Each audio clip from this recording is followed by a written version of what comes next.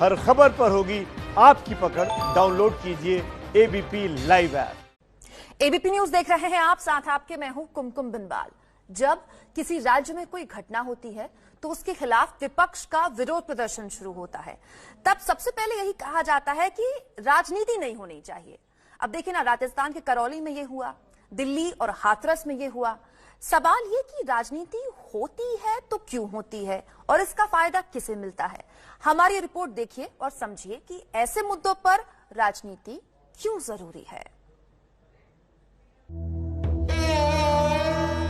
ऐसे ही मर जाएगा, हमारे नहीं सुनेगा तो हम ऐसे ही मरेंगे पूरे। हमारे पापा के साथ जाएंगे, हम भी ऐसे ही जाएंगे, हम ऐसे ही जाएंगे पूरे। अशोक गहलोत के राजस्थान में करौली कांड के पीड़ित को इंसाफ चाहिए।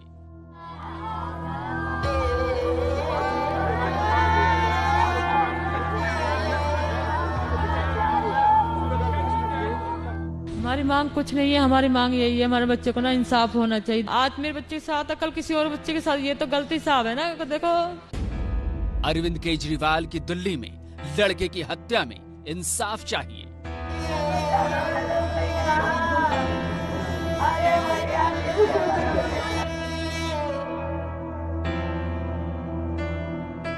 हमें तो न्याय चाहिए सरकार से, हमारी यही उम्मीद है। हम इससे ज्यादा और कुछ बोलने के लिए तैयार नहीं है।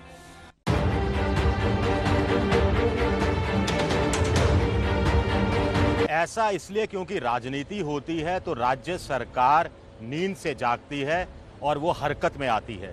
पुलिस प्रशासन भी नियम कायदे कानून के हिसाब से चलना शुरू करता है। इससे पीड़ित पक्ष को कुछ ना कुछ फायदा जरूर मिलता है और इंसाफ मिलेगा, ये बात भी पीड़ित पक्ष में जगती है।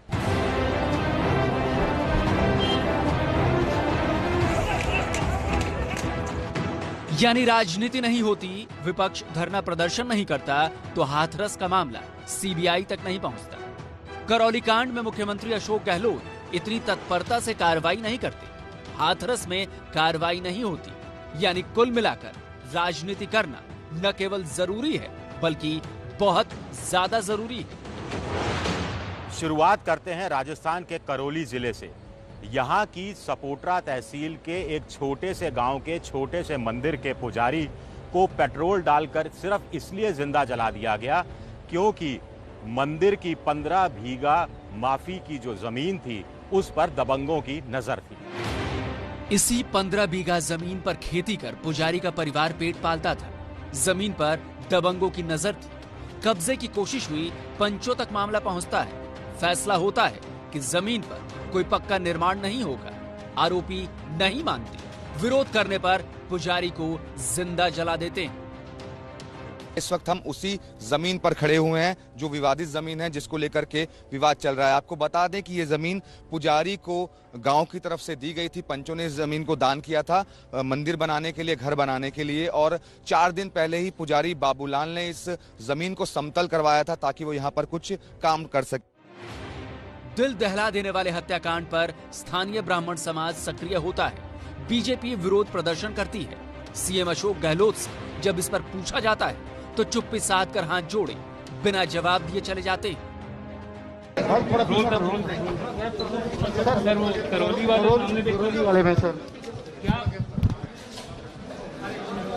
जंगल राज गुंडों का पूरा दबंगियत, वहां पर पुलिस के ऊपर फायरिंग करते हैं। एक गिद्ध को लाश नजर आ जाती है दूर से, जलता हुआ पुजारी नहीं दिखता।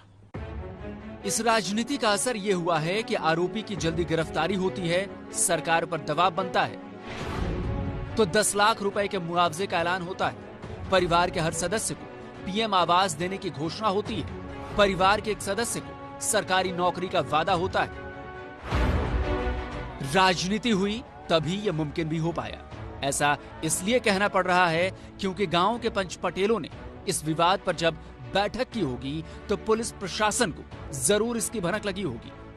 उसी वक्त कदम उठाए गए होते, जमीन माफिया पर कार्रवाई की होती, पुलिस को चुस्त किया होता तो शायद पुजारी की जान यूं नहीं जाती। विपक्ष का विरोध प्रदर्शन हुआ तो कहा गया कि इस पर राजनीति की जा रही है। विपक्ष पर ऐसे आरोप लगाने की बजाय मुख्यमंत्री अशोक गहलोत खुद करौली चले जाते तो शायद ज्यादा ठीक होता। गहलोत के खिलाफ बगावत करने वाले सचिन पायलट अगर इस मुद्दे पर घर से बाहर निकलते तो ये भी अच्छा होता। यूपी के हाथरस में पीड़ित परिवार से मिलने के लिए 2 बार जाने वाले राहुल गांधी इसी बहाने अशोक गहलोत सरकार को कस सकते थे, लेकिन खामोशी छाई है। खामोश रहना विपक्ष को मजबूती देता है। विपक्ष की राजनीति एक कड़ा रुख अख्तियार करती है, जिसका फायदा अंततः पीड़ित पक्ष को ही मिलता है। राजस्थान के करौली जिले से चलते हैं दिल्ली के आदर्श नगर, जहां एक युवक की हत्या के बाद सियासत शुरू हो गई है। दिल्ली के आदर्श नगर में एक युवक राहुल की हत्या हो गई। मामला प्रेम संबंध का था। लड़की का परिवार दूसरे मजहब वाला था। आरोप है कि उसने लड़के को इतना मारा कि राहुल की जान चली गई। ये आदर्श नगर का वो इलाका है जहां पर ये पूरी घटना घटी। सबसे पहले आपको वो सीसीटीवी कैमरा दिखाते हैं, जिस कैमरा में ये तस्वीरें कैद हुई हैं, और ये वो जगह है जहां से राहुल एक लड़की के साथ और उसके आसपास कुछ लोग हैं जाता हुआ दिखाई दे रहा है। और यहाँ से आगे बढ़ते हुए, ये पूरी गली जो है यहाँ से आगे बढ़ते हुए राहुल दिखाई दे रहा है, जिसमें लड़की एक बार उसका हाथ भी पकड़ती है। पिंक कलर की शर्ट राहुल ने पहनी हुई है और साथ में कुछ और लोग भी हैं। और इस दीवार के पास तक का ये सीसीटीवी फुटेज है। मैंने पूछा क्या हुआ, मम्मी कह रही है कुछ नहीं हुआ, थोड़ी सी मारपीट हो गई है। तो इतनी बड़ी मतलब झांगरपुरी के लड़के थे, इतना बोला भी नहीं जा रहा था उससे। दिल्ली में हत्या हुई तो बीजेपी को मुद्दा मिला। चूंकि मामला 2 धर्मों का भी था तो राजनीति होनी ही थी। बीजेपी नेता जय भगवान गोयल पीड़ित परिवार के घर पहुंचे। इस दौरान एसएचओ से उनकी कहासुनी भी हुई। बताओ, आप ऐसी बातें मत करिए जो हिंदू मुस्लिम है। ये मेरी ड्यूटी है, मैं आपको बात के लिए मना करूँ। आपने मना कर दिया ना? नहीं, आपने मना कर दिया, ठीक है, मैंने सुन लिया आपकी बात। दिल्ली में आम आदमी पार्टी की सरकार है। बीजेपी ने इससे मुद्दा बनाना शुरू किया तो दिल्ली के डिप्टी सीएम मनीष सिसोदिया को भी परिवार से मिलने जाना पड़ा। परिवार को 10 लाख की आर्थिक मदद का ऐलान किया।